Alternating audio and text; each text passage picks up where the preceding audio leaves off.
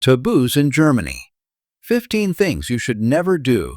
Think Germany is all about beer, sausages, and no speed limits on the Autobahn?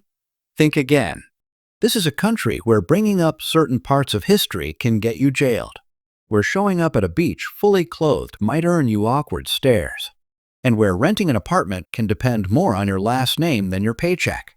Germany isn't just the land of precision. It's also home to some surprisingly strict, even strange, unspoken rules. Break just one, and you might be met with a silence colder than a Berlin winter. Here are 15 cultural taboos in Germany that you absolutely should know before setting foot in the country. Number 13. Refugees. Legally settled but socially distant. Germany has taken in more refugees than any other European country, over 1 million since 2015. Many receive housing assistance, healthcare, German lessons, and even monthly financial support ranging from $320 to $530. But legal status doesn't always mean acceptance. Many immigrants, even those with citizenship and stable jobs, report being denied housing just because their names don't sound German. Others find it nearly impossible to make German friends. Invitations to local gatherings are rare, and children from immigrant families are often teased in schools. While waiting for official documents, many are forced to live in converted army barracks or temporary shelters with up to 100 people in cramped conditions. Even those trying to return home are caught in the system. Through the REG/GARP program, Germany offers up to $2,700 in cash, a plane ticket, and reintegration support. Some later return as students or through marriage. Behind Germany's generous refugee policy is a quiet wall of social isolation. Legal on paper, unwelcome in spirit. Number 12. Behind the glowing 11-story building are nameless girls. In Cologne stands a towering 11-story building with flashing lights, private parking, and a rooftop bar. To the casual eye, it looks like a flashy hotel. But this is Pasca, once known as the largest adult entertainment complex in the world. Since 2002, adult services in Germany have been fully legal and regulated. Workers must register, pay taxes, receive health checks, and even get retirement benefits. On paper, it's clean, professional, safe. But behind the neon glow lies a harsher truth. Most of the women working inside come from poorer EU countries, Romania, Bulgaria, and Ukraine. They're often in their early 20s, don't speak German, and work 12 to 14 hours a day. In many cases, they're not even allowed to turn down customers. Despite legal requirements, nearly half of workers don't have proper licenses. Some fear being deported. Others have no real choice. Germany's adult industry is worth over $15 billion. It's the biggest in Europe. But it's built on the backs of thousands of vulnerable women, many nameless, silent, and unseen. Number 11. Silent Sundays, shopping and entertainment dreams shattered. Imagine this. You land in Berlin on a Sunday evening. You're starving. You head to the nearest supermarket, and it's locked. Every shop is closed, even the bakery. Welcome to Silent Sundays, Germany's most sacred tradition. But it's not just Sundays. From 1 o'clock to 3 p.m. and 10 p.m. to 7 a.m. every day, Ruhezeit, quiet time, is enforced. During these hours, you're legally not allowed to play loud music, drill holes, throw parties, mow the lawn, or even vacuum. Break the rule? You could be fined up to $2,700, depending on the region. Why so strict? Germans value work-life balance. Sunday isn't for shopping. It's for rest, family, nature, or just doing nothing at all. Only essential services, hospitals, police, fire departments, and a few gyms can stay open. Everyone else? Forced to pause. To many outsiders, it feels like stepping back in time. But to locals, it's one of the few moments when life truly slows down. Number 10. Dating, but not in love. You've been dating someone in Germany for 6 months. You've gone on trips, met their parents, cooked dinner together. But when you finally ask, "What are we?" they might say, "We're still getting to know each other." In Germany, dating doesn't automatically mean commitment. And that's not the exception, it's the cultural norm. There's even a word for this undefined phase, Probbeziehung, the trial relationship. It can last 3 to 6 months. During this time, it's normal to date others, keep things casual, and avoid labels. No boyfriend, no girlfriend, no pressure. Texting every day, not expected. Grand romantic gestures, rare. Germans tend to be emotionally reserved and value clear communication over passion.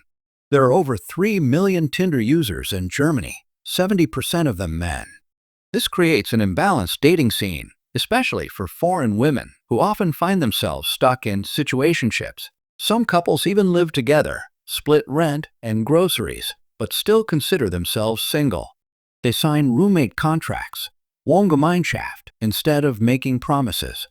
It's practical, it's honest, but to many, it feels emotionally distant. Number 9. German men sit down to pee.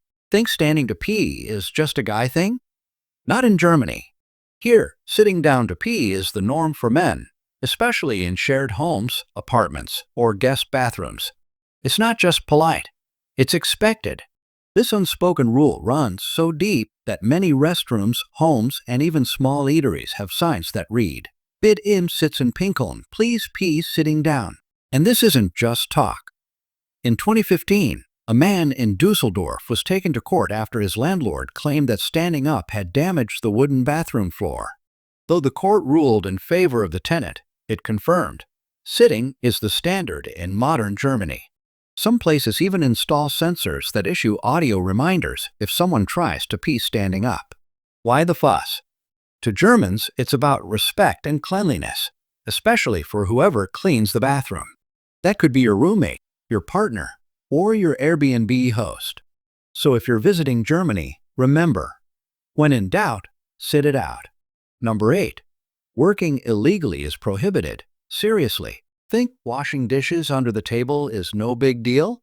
In Germany, that could land you and your boss in serious legal trouble. Working without a legal permit is not just frowned upon, it's considered tax fraud and social insurance evasion. One example.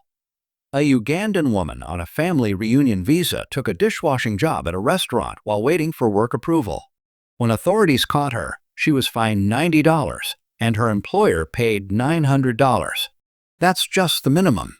In larger cases, fines can go up to $50,000. According to the German Labor Ministry, 10 to 15% of foreign workers in Germany have worked illegally at some point. This includes students, asylum seekers, and workers from Eastern Europe or Southeast Asia. Germany's strict welfare system relies on clear documentation, fair pay, and proper taxes. Even casual or part-time jobs require legal paperwork. No permit? No job. So if someone offers you easy cash under the table, remember, in Germany, even peeling potatoes without a contract can cost you dearly. Number 7. Don't bother the locals. You're laughing in the elevator, chatting loudly on the subway, waving at your friends across the park. In Germany, you're officially being rude. Germans take peace and personal space seriously, especially in public. On a Berlin U-Bahn, you can sit with 20 people in total silence. Not because they're strangers, some are friends, family, or co-workers, but because disturbing others is a cultural taboo. A 2023 YouGov survey found that 72% of Germans believe quietness in public is a sign of civilization. Over 60% will openly show discomfort if disturbed through sighs, glares, or that unmistakable head shake. But it doesn't end with noise. Taking someone's photo in public without permission? Illegal. Germany has some of the strongest privacy laws in the world. If you snap a stranger, accidentally or not, and post it online, you could be fined $300 to $1,000 or more. There's even a case where a tourist had to delete a photo on the spot just for capturing someone napping in the background. So remember, in Germany, respect means being invisible. Number 6. Even sneezing has etiquette. In Germany, even your sneeze gets a polite response.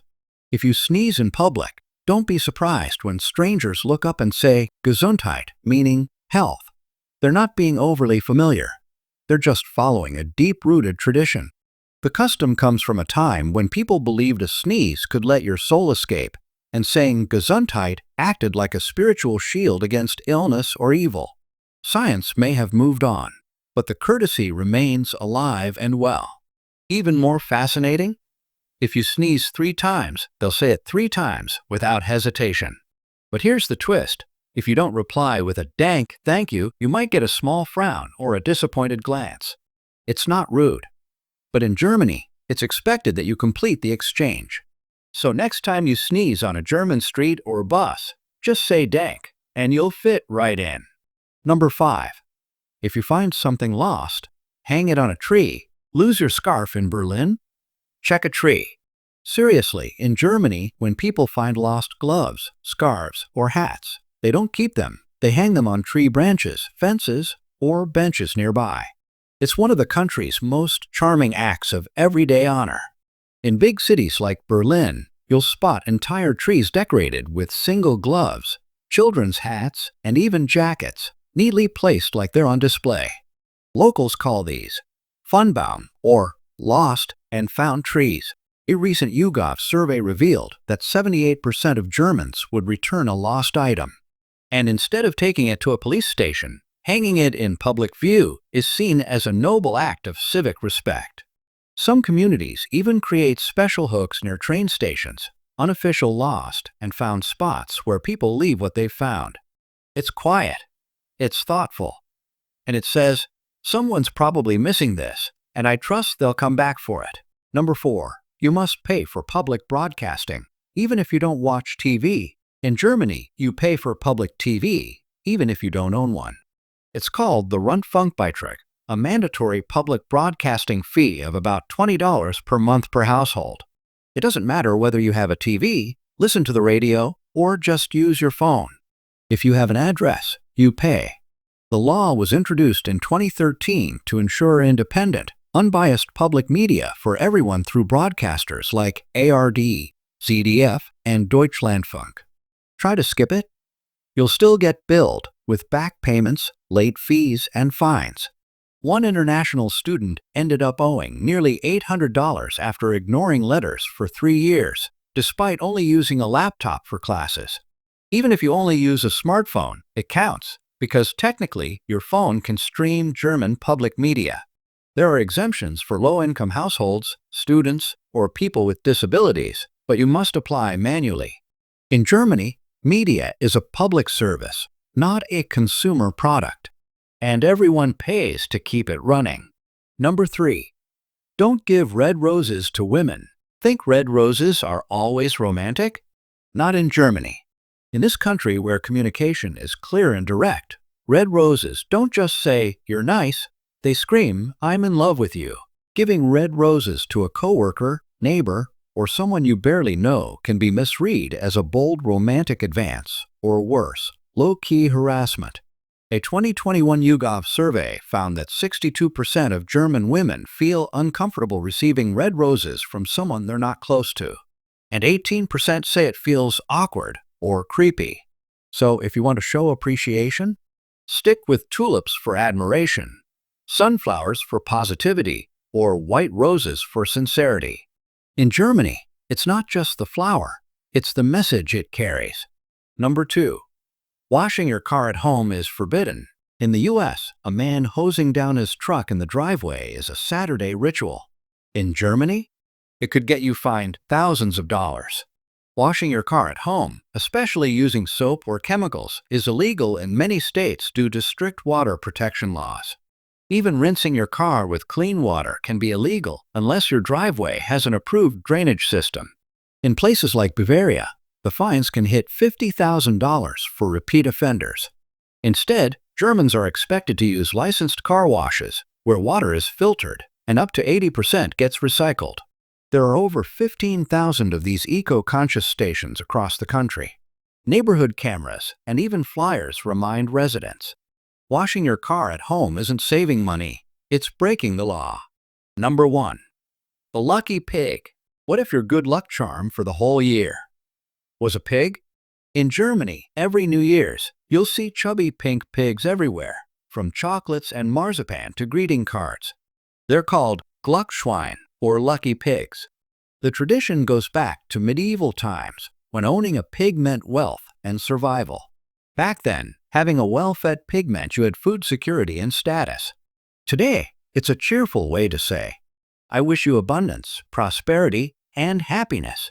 According to the German Confectionery Association, over 40 million pig-themed New Year gifts are sold annually, especially in places like Bavaria and Baden-Württemberg.